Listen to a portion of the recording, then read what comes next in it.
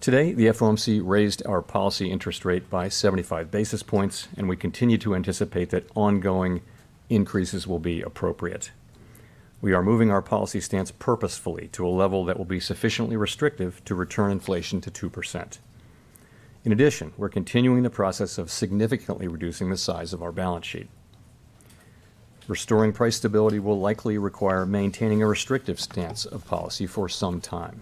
The U.S. economy has slowed significantly from last year's rapid pace.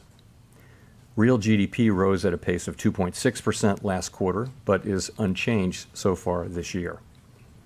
Recent indicators point to modest growth of spending and production this quarter. Growth in consumer spending has slowed from last year's rapid pace, in part reflecting lower real disposable income and tighter financial conditions. Financial conditions have tightened significantly in response to our policy actions, and we are seeing the effects on demand in the most interest rate sensitive sectors of the economy, such as housing. It will take time, however, for the full effects of monetary restraint to be realized, especially on inflation. That's why we say in our statement that in determining the pace of future increases in the target range, we will take into account the cumulative tightening of monetary policy and the lags with which monetary policy affects economic activity and inflation.